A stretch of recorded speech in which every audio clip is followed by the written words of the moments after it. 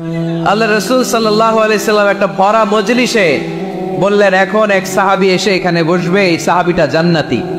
সব সাহাবারা অবাক, না জানি তিনি কার কথা বললেন। সবাই দেখতে পেলেন ইন দ্য মিন টাইম এক আনসারী সাহাবী এসে এই জায়গাটাতে বসলো। তার কয়েকদিন পরে আরেকটা ভরা মজলিস আল্লাহ রাসূল বললেন, এখন এই মাত্র এক সাহাবী এসে এখানে বসবে, এই সাহাবীটা জান্নাতি। ঠিক ওই দিনও ওই আনসারী সাহাবীটা এসে ওইখানে বসেছে। আবার কয়েকদিন পরে আল্লাহ রাসূল সাল্লাল্লাহু আলাইহি ওয়াসাল্লাম বললেন, এই মুহূর্তে এই মজলিসে এমন এক সাহাবী ঢুকবে, এই সাহাবীটা জান্নাতি। সবাই খেয়াল করে দেখলো, ওই যে আনসারী সাহাবীর কথা রাসূল সাল্লাল্লাহু আলাইহি ওয়াসাল্লাম আগে বলেছিলেন, ওই সাহাবী এসে তামিম ওই জায়গায় বসেছে। চিল্লায় পড়েন সুবহানাল্লাহ। সব সাহাবীরা অবাক হয়ে গেলেন, ঘটনাটি কি এমন গোপন আমল করে এই সাহাবী, যে গোপন আমলের কারণে তিনটা ভরা মজলিসে বিশ্বনবী এই সাহাবীকে বললেন জান্নাতি। সাইয়েদনা আব্দুল্লাহ ইবনে আমর ইবনুল আস গোপন তথ্য বের করার জন্য এই সাহাবীর বাড়িতে চলে যেয়ে সাহাবীকে সালাম দিয়ে বললেন, ও আনসারী সাহাবী, আমার বাবার সাথে আমার ঝগড়া হয়েছে, আমি 3 দিনের জন্য তোমার বাড়িতে মেহমান হতে চাই। কয়দিনের জন্য?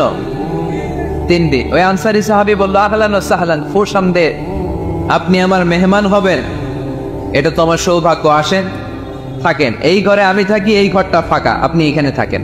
এবার আব্দুল্লাহ ইবনে আমর ইবনুল আস খেয়াল করলেন কোন গোপন আমল করে কিনা, কোন নেক আমল আছে কিনা এই সাহাবীর, যে কারণে 3বার বিশ্বনবী এই সাহাবীরে জান্নাতি বলেছে।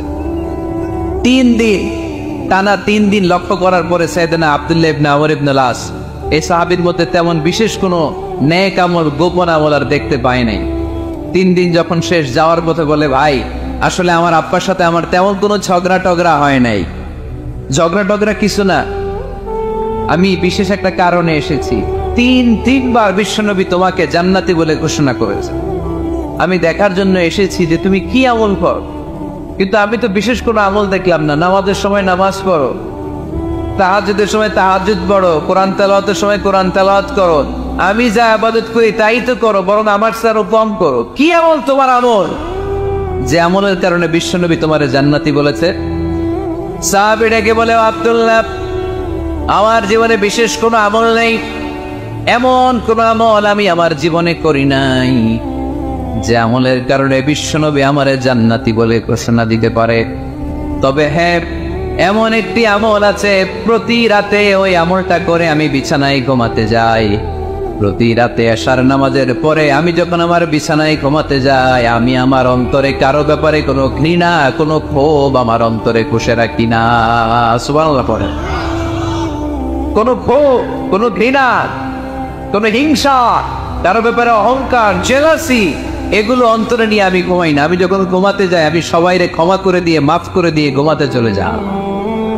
হয়তো এই আমলটা আল্লাহ তাআলার কাছে অত্যন্ত প্রিয় হতে পারে, এই কারণেই হয়তো বিশ্বনবী আমাকে জান্নাতি বলে ঘোষণা করেছে। চিল্লায় পড়তে হবে আল্লাহু আকবার। এজন্য রাতের বেলায় যখন বিছানায় যান, সব ভুলে যান। কে গালি দিছিল ভুলে যান, কে ঠকাইছিল ভুলে যান, কে অপমান করেছিল ভুলে যান, কার সাথে মারামারি হয়েছিল ভুলে যান। বিছানায় যাওয়ার আগে সবাইরে মাফ করে দিয়ে একটা প্রশান্ত আত্মা নিয়ে ঘুমাতে যান। ওই সাহাবীর মতো আপনারও জান্নাতি বানাবে কে? এজন্য আল্লাহ বললেন, আল্লাযীনা ইউনফিকুনা ফিস সাররাই ওয়াদ দাররাই ওয়াল কাযিমিনাল গায়যা ওয়াল আফিনা আনিন নাস ওয়াল্লাহু ইউহিব্বুল মুহসিনিন। আমার মুত্তাকি বান্দারা সব সময় দান করে, আমার মুত্তাকি বান্দারা রাগকে নিয়ন্ত্রণ করে, আমার মুত্তাকি বান্দারা অন্যের ব্যাপারে অন্তরে হিংসা বিদ্বেষ পুষে রাখে না, আমার মুত্তাকি বান্দারা সবাইকে ক্ষমা করে দেয়। সুবহানাল্লাহ পড়ে।